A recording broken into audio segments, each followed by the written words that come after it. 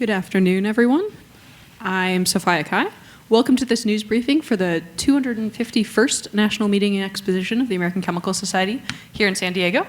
We're joined today by Matthew Platts of the University of Hawaii Hilo, Dr. Dominic Tildesley from the Royal Society of Chemistry, Dr. Hans Weinig from the German Chemical Society, and Dr. Jigang Shuai from Tsinghua University.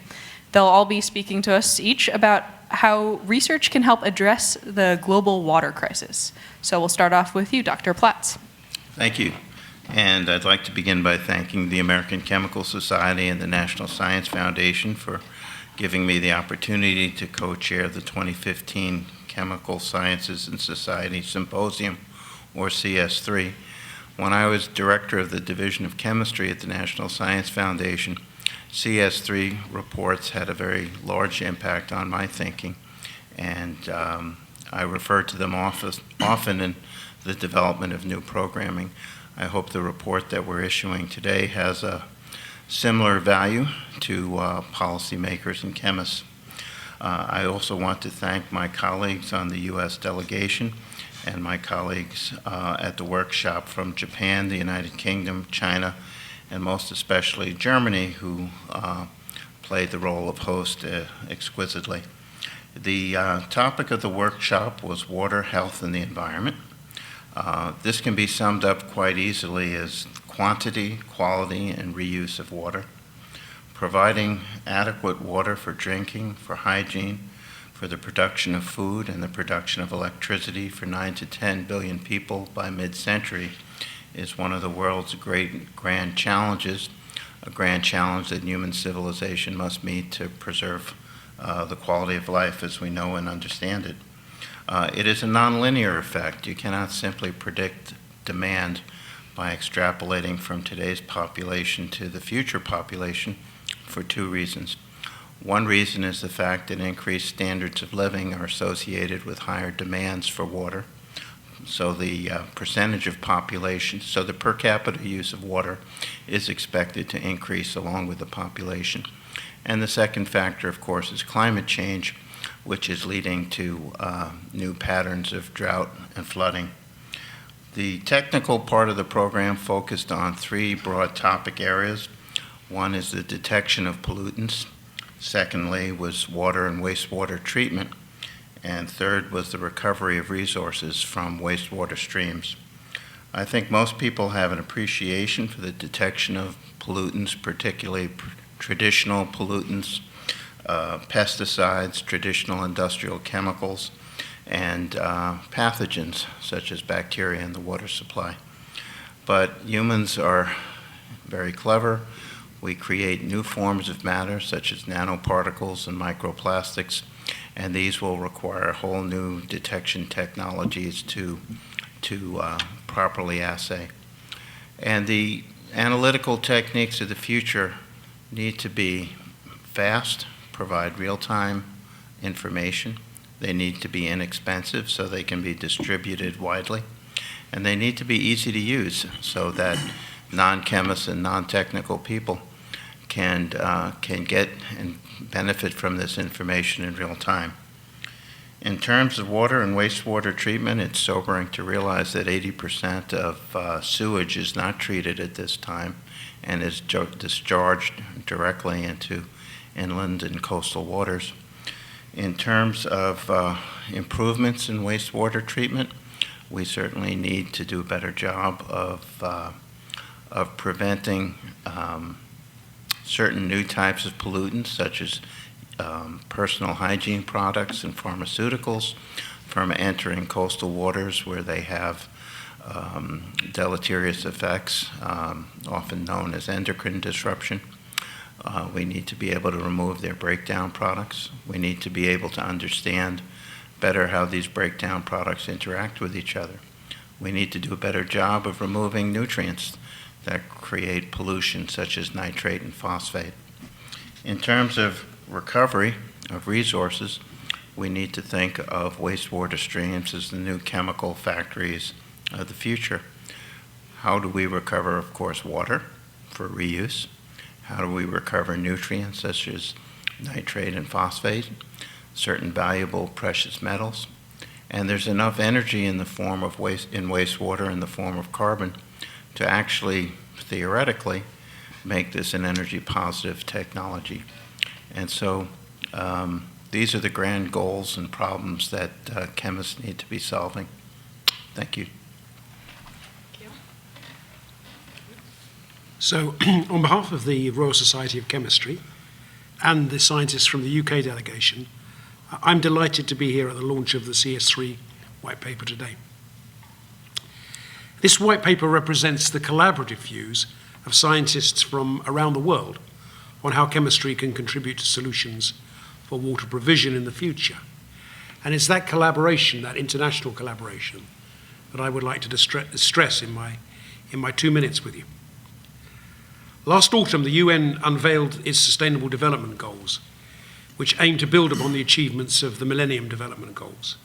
There are 17 such goals in areas such as sustainable energy, consumption, ending hunger. And right at the top is ensuring the availability and sustainable management of water and sanitation. You'll not be surprised that the details of the goal on water and sanitation cover several of the areas that are mentioned in the white paper, such as improving water quality and implementing international cooperation to share knowledge on areas including wastewater treatment, recycling and reuse technologies. Chemistry will contribute to developing technological solutions to this and other global challenges. We'll do this through the CS3 partnership. We will make it our job to facilitate the exchange of ideas, approaches and knowledge to help this goal to be realized. One of the areas that the white paper really highlights is the need for researchers from different disciplines to collaborate. And the learned societies are in a strong position to make sure that biologists, engineers and ecologists, among others, can implement many of the solutions identified in the report. For example, at the Royal Society of Chemistry, we have a research mobility program that enables researchers to spend time on visits to labs in other countries in the industry. To date, we've supported around 90 such researchers, and we intend to make the goals of papers like today's the subject of future visits and collaborations. Last August, we partnered a meeting on emerging frontiers for sustainable water in Johannesburg, bringing together researchers from UK, India, Africa, and the US. So I feel it's very important as well that we can, as learned societies, influence the research councils and government towards taking up some of the aims that we have in the paper. And it's really important that we share among ourselves best practice in how to do that influencing. As the report identifies, water is truly a global challenge. Oceans and rivers do not know or abide by any international boundaries. And so it is with the international cooperation which we will need to ensure global water security. Thank you very much. Thank you. The CS3 Initiative is a collaboration between the 5 chemical societies, as mentioned, from UK, China, Japan, Germany, and the United States. And a special feature of the CS3 Symposia is that from all these 5 countries, also the funding agencies are integral parts of the overall program plannings. That is the National Science Foundation of China, the German Research Foundation, the Japan Science and Technology Agency, the UK Engineering and Physical Sciences Research Council, and the United States National Science Foundation, as mentioned before. The history of the CS3 series began already with the first meeting in 2009, held in Klostersee, Bavaria, titled Powering the World with Sunlight. In 2010, we had a meeting in London called A Sustainable Global Society, How Can Materials Chemistry Help? 2011, in Beijing, China, the topic was Chemistry for Better Health. 2012, in San Francisco, United States, the topic was Organic Electronics for a Better Tomorrow, Innovation, Accessibility, Sustainability. And 2013, the meeting in Tokyo was entitled Efficient Utilization of Elements. The German Chemical Society was proud to host the 6th CS3 in September 2015 in Leipzig, again in Germany, starting with the second round of the series. With its scientific chairman, Professor Thorsten Schmidt, president of the Water Chemistry Society, a division of GDCH, the German Chemical Society.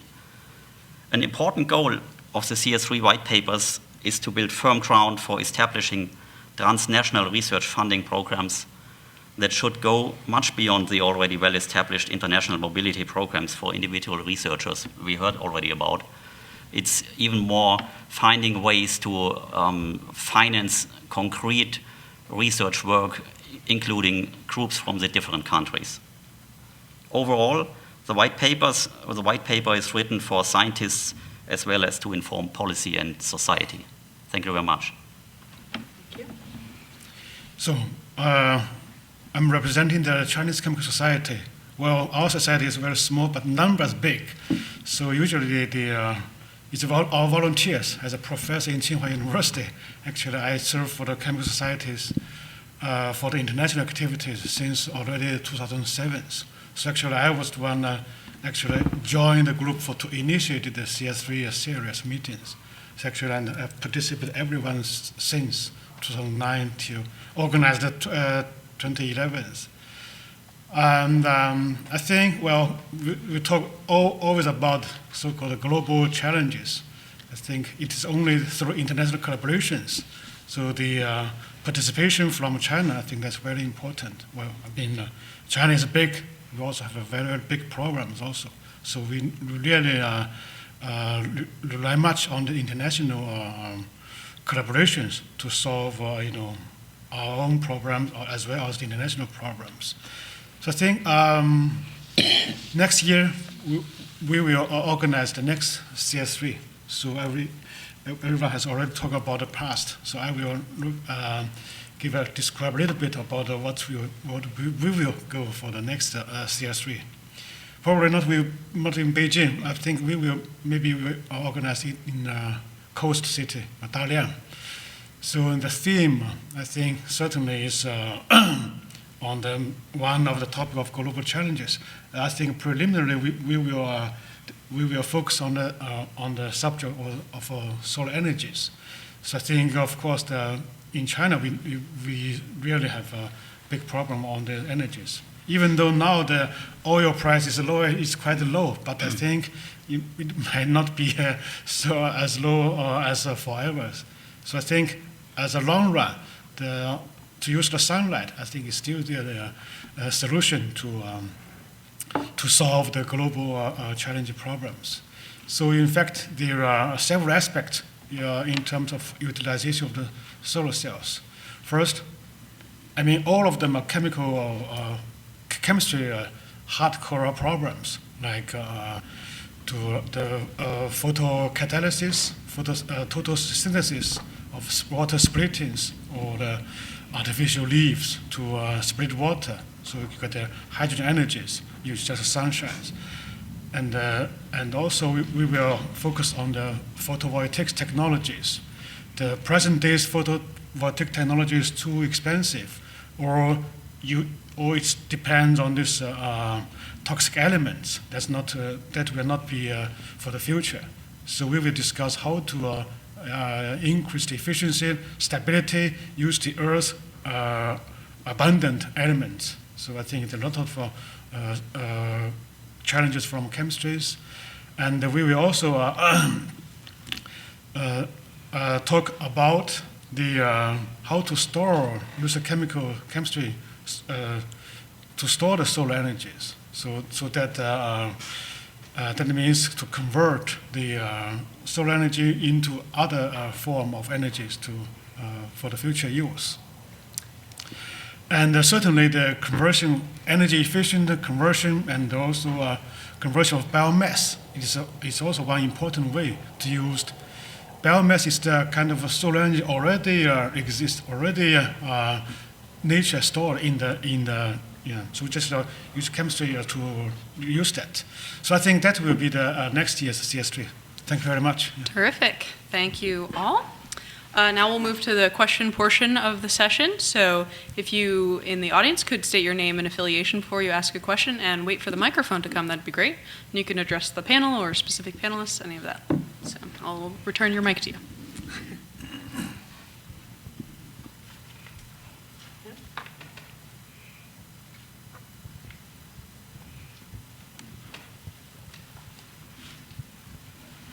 Hello, Sam Tracy, Chemistry World. I think it's fair to say that what research gets done is determined by what money is available for that research. Do you think that rich countries that face no direct challenges with their own water supply still have a responsibility or obligation to be paying for this research to help countries that do face a direct problem? I doubt the people of Flint, Michigan would say that they are without water problems these days. I think the question you asked is a great question, but it's really not a question for this panel. It's really more of a question for your elected officials. We recommend where research needs to be done, and that's a great policy question. That we could speak to as individuals, but probably would be inappropriate to speak to as representatives of CS3.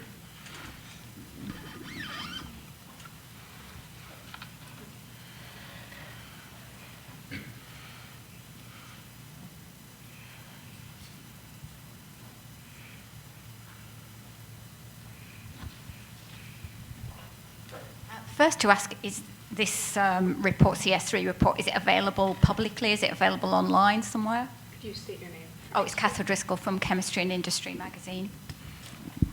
I believe that's in the works and will happen, if not today, very soon. Also, just following on from the last question, how much funding is there going into water research? Is it enough? And how is it spread out around the world at the moment?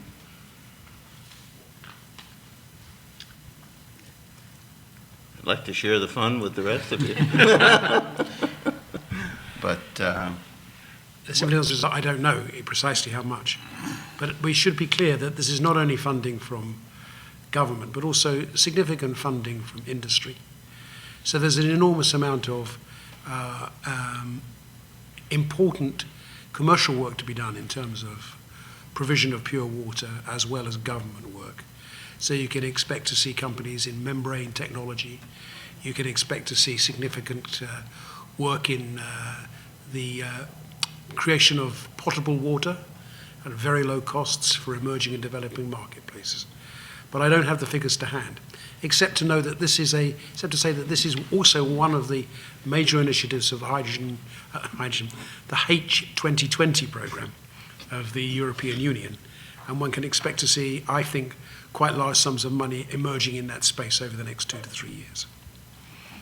Also, just to ask about recycled water, there's been lots of talk about recycled water. How much more of a part could that play in helping to address some of these problems?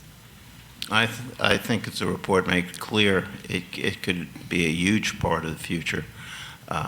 We use the term used water and reused water. There is enough energy in wastewater streams to make it energy positive to recover and reuse the water. And I think that has got to be a huge part of the future, as the report makes clear. There are also in a case studies inside the white paper shown some examples where it's described the indirect potable reuse or direct potable reuse of water. I guess this is an issue coming up in the future where you just have to produce drinking water and drinking quality from wastewater streams somehow. So to give you a concrete example, if you look at the emerging and developing marketplaces, the habit for laundry is still very much hand washing. So if you have to lug 3 or 4 large jugs of water from the well every time you want to do a wash, that's extremely hard work. If you can take the water you've already used in one wash and then clean it sufficiently to use it in the rinse, simply by using techniques in colloidal chemistry, simple and straightforward techniques. That makes an enormous difference to people's everyday lives.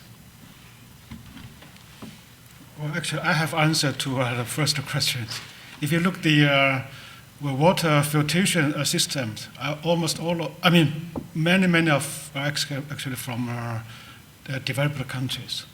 They cost much higher than in Europe, I think. So I think you invest in developed countries, actually you got a lot of profit based on that.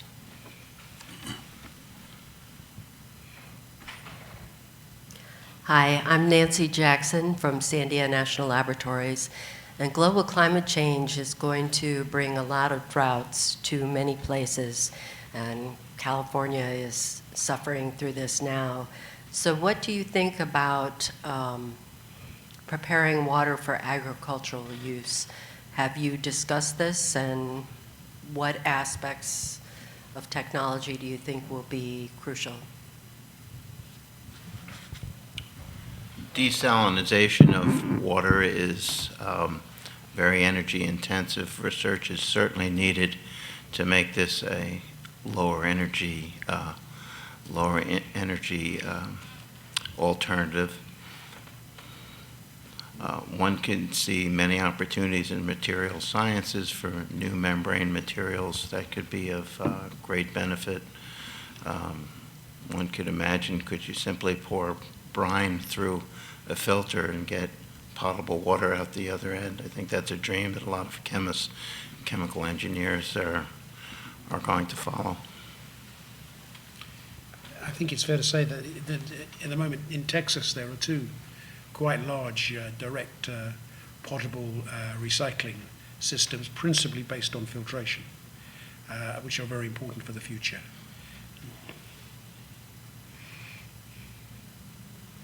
One important issue is also what came out in the discussion, that probably in the future there will be a determination of the final use for the water, which is called fit for purpose.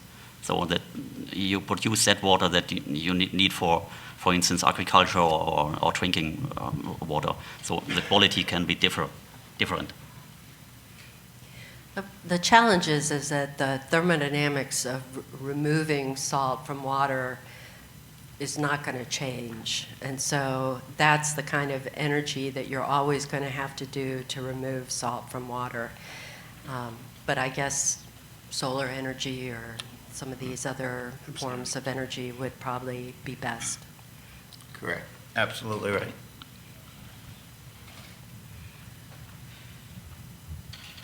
Any other questions? No? All right. Well, thank you all for being here, and thank you all. The archived version of this session will be soon posted at bit.ly/ACS Live San Diego. And please join us for our next press conference, which is actually tomorrow morning at 9 a.m., on how eggshell nanoparticles can improve bioplastics. So thank you all.